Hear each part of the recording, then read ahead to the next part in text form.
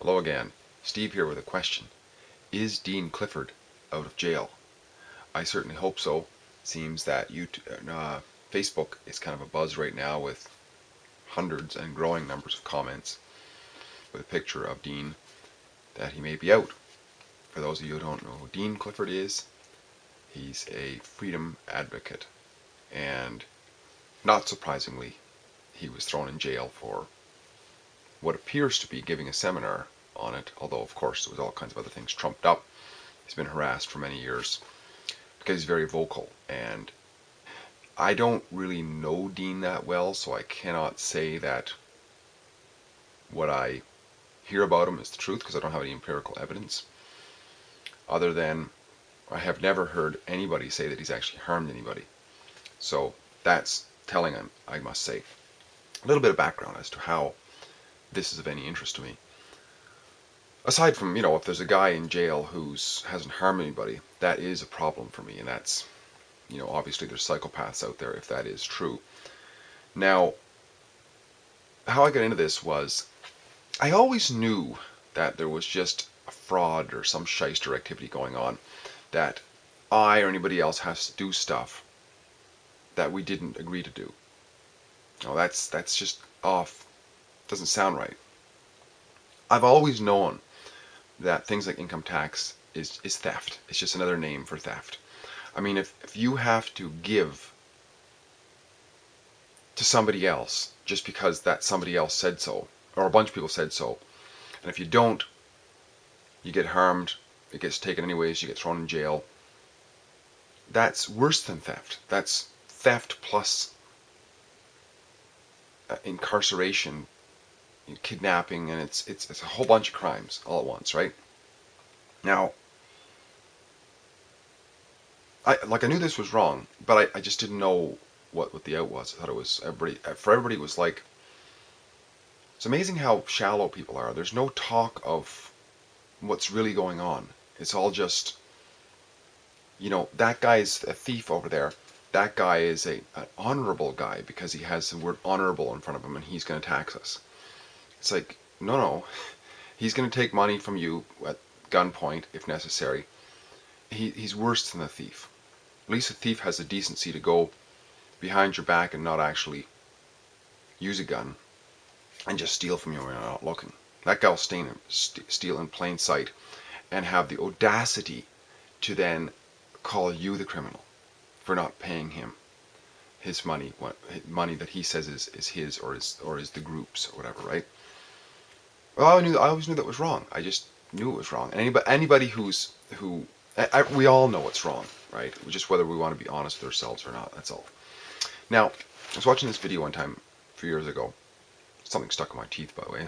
Trying to get it out. There we go. A few years ago, probably 5 years ago now, and I forget who it was. It wasn't Dean Ornish. It was somebody like him, some doctor from California. Anyways, he's kind of a little bit what most people would say out there kind of guy. And he was talking about how inherent nature in life is to be free, and humanity being part of nature.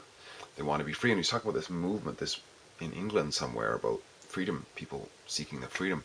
So I, of course, got on to the Google at the time and I searched, freedom groups in England. And all of a sudden this whole another world opened up to me, this whole freedom movement, which in a lot of ways is wacko in some ways, right? But nevertheless, there was this underlying theme that what we're told is BS, and things that we're told, a lot of things, there's euphemisms for what's really going on, like the euphemism for like tax is a euphemism for theft, and sort of thing. And from there I found these various different people. There was Robert Menard, there was this guy Dean Clifford, I found this guy Larkin Rose, this guy Mark Stevens, this guy Stefan Molyneux. All of these people I started to discover, and it was so refreshing because there was this honest talk about what we are. What we are as man, what we are as human beings or whatever. We're flesh and blood living entities. Focus on what is real. Yet we masquerade around behind names and paperwork. And that paperwork is somehow under contract. So because of the paperwork, we're under contract to stuff. We signed up for a government ID number called a social insurance number, which is an account number. And I've had the government agency refer to it as an account number. I knew it was an account number before I was laughing when I saw it. Please include your account number. What is the account number? Tell me what it is. Social insurance number. It's an account number. Government is a bank. You think I'm conspiracy theorying right now, but I don't have evidence for a lot of this stuff. However, it is called an account number. I've got it in writing. I've got the letter. So anyway, because of all that, then it's like if you're in any organization where you have an employee number, you have to follow the rules of that organization because you're in it, right? Well, we've been co-opted into, we've been volunteered for an organization. Our parents signed us up. Birth certificate came back. Birth certificate is not representation of us. It's a fiction, like a corporation, right? And we're the ones who animate it. We say, yes, that is me. Yes, that is me. That is my birth date, and that's etc., etc.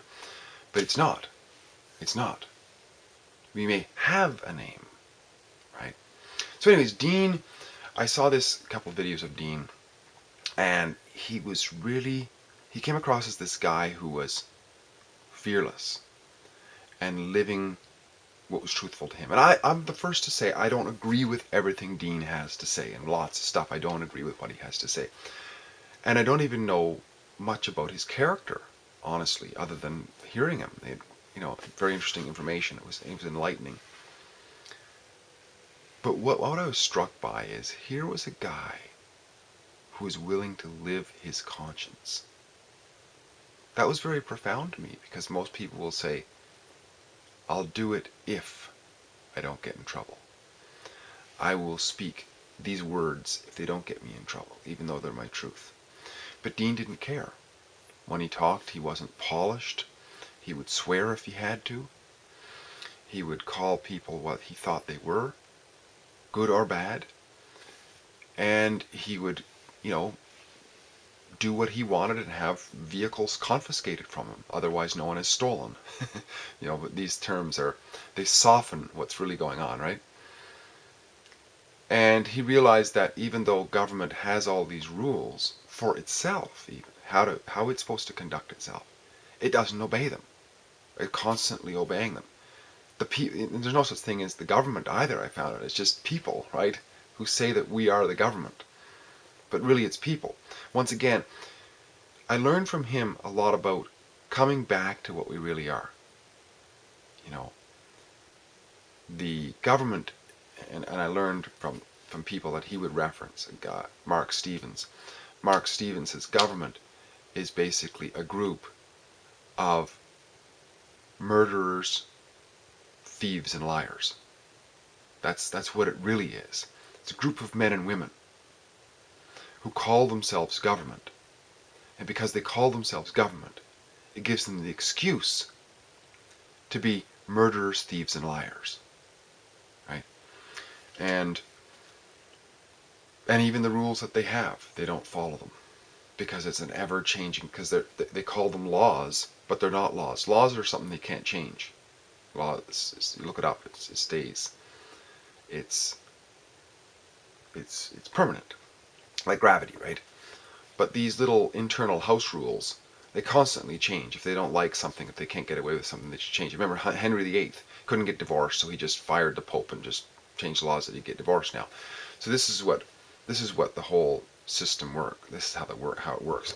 And citizens, of course, are the peons at the bottom of the group, the pyramid, right? And therefore, they don't get to change laws, but only these guys get to change laws or their rules. And Dean was exposing this stuff, and he was exposing it very vocally. He was growing very prominent, thousands and thousands of views on YouTube and all this sort of thing. And he was having a seminar in Hamilton, Ontario, when near the end of it, some unknown, unmarked, just said police across their back, no insignia, no name tags, no anything, no warrant shown or anything. They just grabbed him, hauled him out, and he was basically locked up for 16 months. I visited him twice or three times while passing through where he was. was very, very difficult to get to see him, actually. A whole bunch of amazing, I mean, just making up all kinds of new rules for this guy because they were so afraid of this guy. He'd been locked up for months in solitary confinement, restricted from phone calls, family visits. Mail wasn't delivered, all kinds of stuff. They locked him up. They wouldn't let him outside. They were afraid a helicopter was going to land and pick him up and carry him away, like what happened to one of the Hells Angels in. I mean, just outrageous, outrageous. You'd think this guy had actually harmed somebody, but from what I understand, he never harmed anybody. He had just violated some of these little house rules, which the peon citizen is not supposed to do, right? But they couldn't prove he was a citizen either. See, this is what frustrated them so much. It just, these psychopaths just go completely nuts. See, the way it works, and what I found from Dean also, is that we have to commit ourselves. We have to condemn ourselves. That's why in courts it's always, are you so-and-so? Is this your date of birth? And so on. They don't tell us. They have to get us to say it. It's something in court called viva voce. It's the word of, it's the truth coming out of the mouth of the individual. Get somebody to own this, because it's all about who's paying, who's owning up to this and that, right?